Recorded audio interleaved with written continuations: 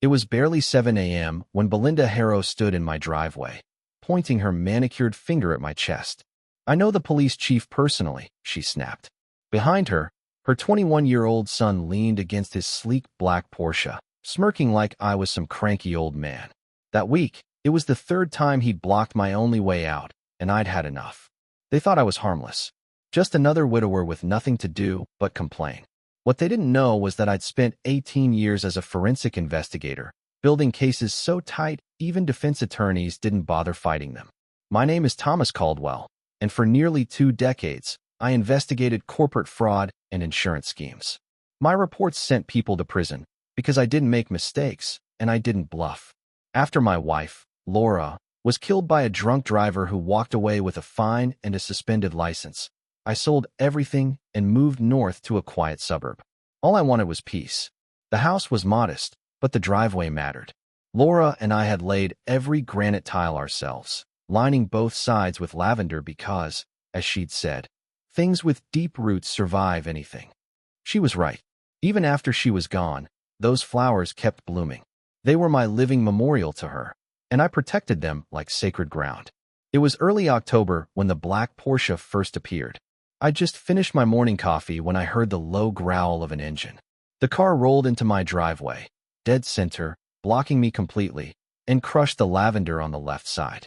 Out stepped Damon Harrow, Belinda's spoiled son, earbuds in, designer hoodie, acting like he owned the place.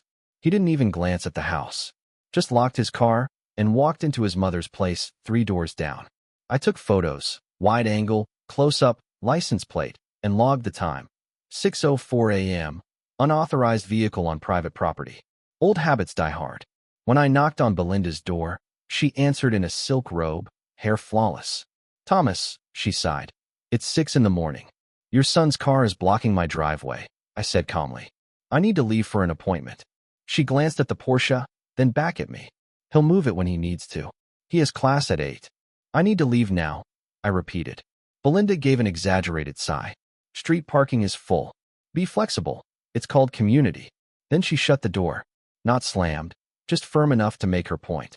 The next morning, the Porsche was back. I left a polite note under the wiper. "Please don't park in my driveway. This is private property."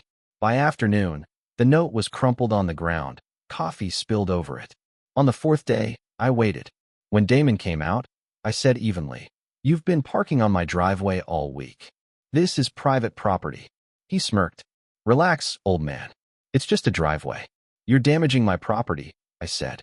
He shrugged. "They're just flowers. Call the cops if you're that bored." That was when I realized it wasn't carelessness. It was contempt. My daughter Hannah, home from college, found me building a spreadsheet later that week. "Dad, what are you doing?" "Documenting," I said. She smiled faintly. "Mom would have told you to stop over-documenting." "Yeah," I said. "Then she'd have helped me file it." Hannah leaned on the desk. "Are you going to do something?" "Yes," I said. "Something perfectly legal." By Friday, I drafted a formal letter. "Your son has parked on my property 6 times this week, damaging landscaping. Please cease immediately. Failure to comply will result in enforcement of state law." I hand-delivered it to Belinda at 7 a.m. She skimmed it, smirked. "You printed a legal letter over a parking spot." "It's not a parking spot," I said. "It's my driveway. Maybe build a fence if you're that territorial." "It's granite," I said quietly. "My wife and I built it together." She blinked once, unreadable, then waved the paper.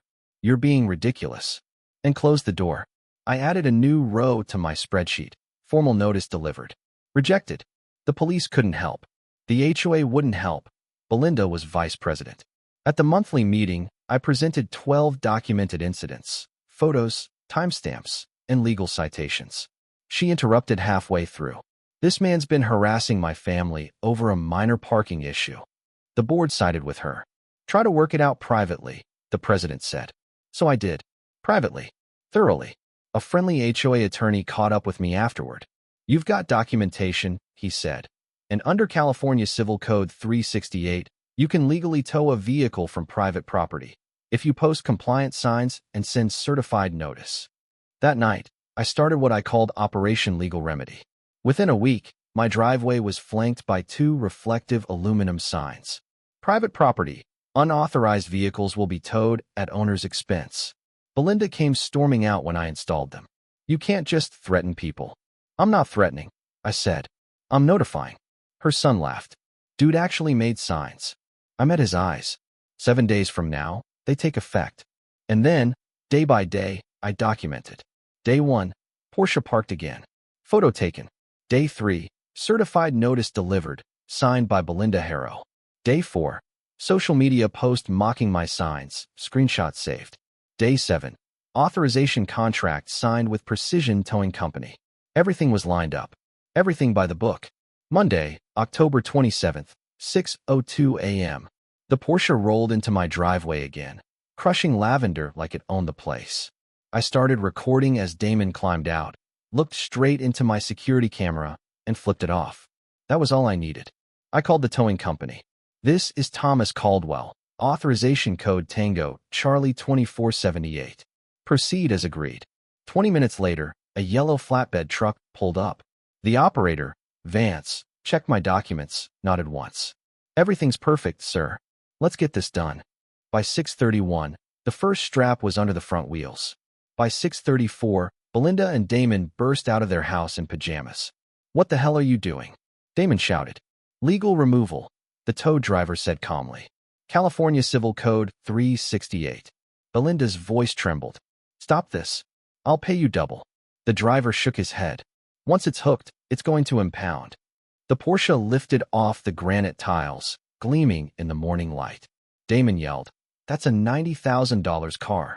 I took a slow sip of coffee. Then you should have parked it legally. For once, Belinda Harrow had no words. By 10 a.m., the car was in impound. The fees, $697.15. By noon, Belinda posted on the neighborhood app, aggressive neighbor illegally towed my son's car, filing a police report. But the community wasn't buying it anymore. Didn't he have signs posted? One person wrote. Another, if it was legal, that's on her kid. A retired cop chimed in. That's a lawful tow, 100% by the book. Her narrative collapsed overnight. Screenshots of her son mocking the signs spread fast. The internet dubbed me the forensic neighbor. A week later, at an emergency HOA meeting, residents produced 6 other complaints about Damon's parking over the past year. The board voted 4-1 to affirm homeowners' right to enforce property laws. Then they asked Belinda to resign as vice president. She walked out in silence. Justice without emotion. A few days later, I found Damon standing awkwardly in my driveway. Mr. Caldwell, he muttered. I wanted to say, I was a jerk. I get it now, do you? I asked. Or do you just regret the consequences? He hesitated. Both. Then prove it, I said. With your actions, not your words. He nodded, embarrassed, and left. Weeks passed. The neighborhood quieted. Belinda sold her house and moved away. Her son started parking neatly on the street, this time in front of his own home. Months later, a small package arrived. Inside was a handwritten note and a check for $697.15. Mr. Caldwell, I'm paying back what my mom spent at Impound. I'm also taking a course in conflict resolution. You were right. Consequences teach better than excuses. Thank you. Damon H. I didn't cash it. I placed it with my documentation, the case file that had restored my peace. Spring arrived, and the lavender bloomed again, strong and vibrant. Standing in the morning sun, I thought of Laura. This was never about revenge. Revenge is messy, emotional, temporary. This was about boundaries, about protecting something built with love and care from people who thought the rules didn't apply to them. Justice doesn't always roar. Sometimes it's quiet. It's procedural. It's just a man with patience, a file folder, and a driveway lined with lavender, proving, once again, that deep roots survive anything.